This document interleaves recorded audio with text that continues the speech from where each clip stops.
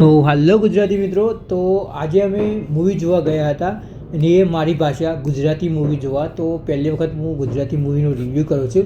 તો આ મૂવીનું નામ છે લાલો શ્રી કૃષ્ણ સદા સાહિત્ય મૂવીનું નામ છે. નામમાં થોડું એ થઈ જાય તો માફ કરજો. બાકી શ્રી કૃષ્ણ ભગવાનની મૂવી છે અને મને જોવા જવાની બહુ આનંદ થયો મને. અને જે મારો અનુભવ છે એ શબ્દોમાં તો હું તમને કહી નહીં શકું, પણ એક નાનકડો વિડીયો છે ને એના અંદર તમને ખાલી થોડું એ મૂવી છે તમને કહી દઉં. તો આ મૂવી આપણો એક તમારા મારા જેવા પર બેઝ છે. જે લાલો હોય છે, જે લાલો આપણો રિક્ષા ડ્રાઈવર હોય છે અને એ કઈ મુશ્કેલીમાં પડી જાય છે, એવી ઝંઝટોમાં પડી જાય છે અને એકલો પડી જાય છે. અને તારે બધાના આપણે કે ભગવાન આવે છે આ દુનિયાના અંદર, કે ભગવાન નથી હોતા, પણ ભાઈ જ્યારે મુશ્કેલી હોય તમે સાચા દિલથી બધાને યાદ કરો ને ભગવાનને, તો ભગવાન આવે જ છે. અને જ્યાંથી હું દિવાળી પર હું દ્વારકા, બેટ દ્વારકા એ બધો ફરવા જતો અને જે વખત નજારો જોયો ને, અને આ મૂવીના અંદર એ બધો નજારો જોયો મને બહુ સારું લાગ્યું. સ્ટાર્ટિંગમાં જ આપણે જુનાગઢથી ચાલુ થાય છે, જેમાં લાલો છે જે એક પેસેન્જરોને બતાવે છે જુનાગઢના અંદર કે ભાઈ આ જગ્યા આ છે ને એ બધું બતાવે છે. અને લાલો પછી એની કહાની પર આવે છે કે કેવો હતો પહેલાં, શું થયું ને એ કર્યું ને એ બધું સંઘર્ષ, એટલે બહુ એની મુશ્કેલી હોય છે. અને ત્યાં કૃષ્ણ ભગવાન આવે છે અને એની મદદ કરે છે. એ ટાઈપ આ મૂવી છે. મૂવીનું બજેટ ખાલી 50 લાખ રૂપિયા છે. 50 લાખ, વિચાર કરો, ખાલી 50 લાખ મૂવીનું બજેટ છે. અને મૂવીએ લગભગ 34 કરોડ તો ખાલી આજની તારીખમાં જ કમાણ્યા.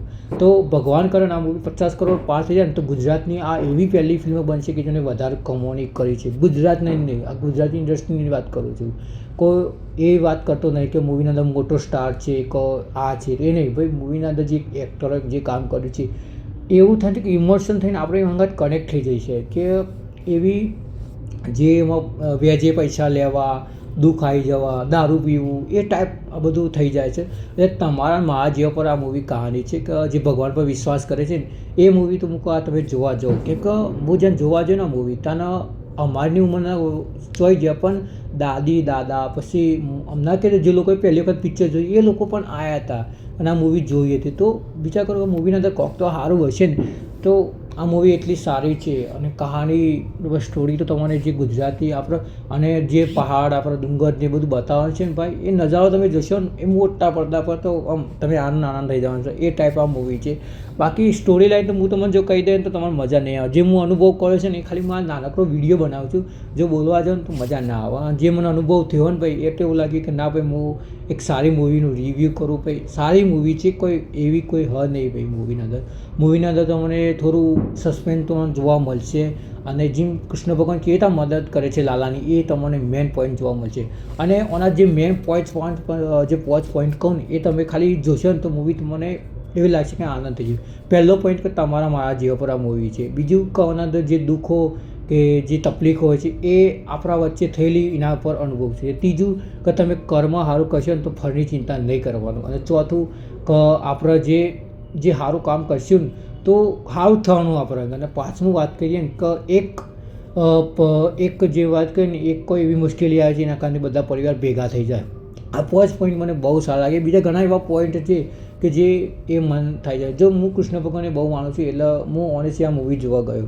અને વાત કરીને કે આ મૂવીનું હું નહીં ટ્રેલર જોયું, કશું જોયું નહીં ભાઈ.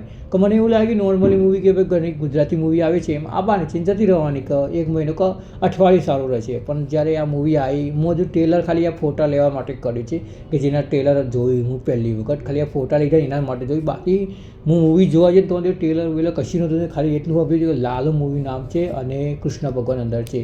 અને ભાઈ હું આ મૂવી જોઈને આવી, મારા માટે બહુ સારું છે ભાઈ. તો હું તમને રિક્વેસ્ટ કરું છું, ના હોય તો તમારા મમ્મી પપ્પાને હો, જો તમે બહુ જૂના જમાનાના હોય ને તો તમારા મમ્મી પપ્પાના પિક્ચર બતાવો. કેમ કે જો તમારા મમ્મી પપ્પાના પિક્ચર જોશો ને તો તમારા પર ના કહેજો કે ભાઈ છોકરાએ સારું પિક્ચર બતાવ્યું. અને બધી રીતે કહાની બહુ સોલિડ છે ભાઈ તમારા છોકરાઓનો. અને આના અંદર એવી આપણને શું કે આપણે એવી મેસેજ પણ આલું એના અંદર એ તમને જોવા લાયક છે. એટલે મૂવી ઓનેસ્ટલી બધી સાઈડ સારું છે. જો મારા તરીકે મૂવીના 10માંથી 10 થઈને 11 પોઈન્ટ આલું, 11 સ્ટાર આલું મૂવીના, એવું મારું કહેવાનું છે. તો હું તમને બે હાથ જોઈને કહું છું, આ મૂવી તમે તમારા પરિવાર સાથે થિયેટરમાં એક્સપિરિયન્સ કરો ને તો તમને જોવા મજા આવશે.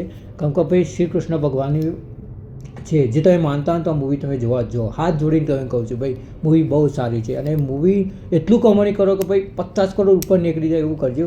બાકી ઓલરેડી તમને મારો વિડીયો ગમતો અને વિડીયોને લાઇક કરજો અને ચેનલને કરી નાખજો સબસ્ક્રાઈબ. અને પ્લીઝ યાર હું તમને લાસ્ટમાં કહેતો જાઉં કે મૂવી તમે થિયેટરમાં એક્સપિરિયન્સ કરજો, તમારો સારો આવશે. મારો તો ધન્ય છે કે ભાઈ હું આવી મૂવીનું રિવ્યૂ કરું છું અને બોલ્યો છે, મને મજા આવી ભાઈ. હું જે શબ્દ બોલવા જાઉં ને એ તમે થિયેટરમાં તમે જોશો ને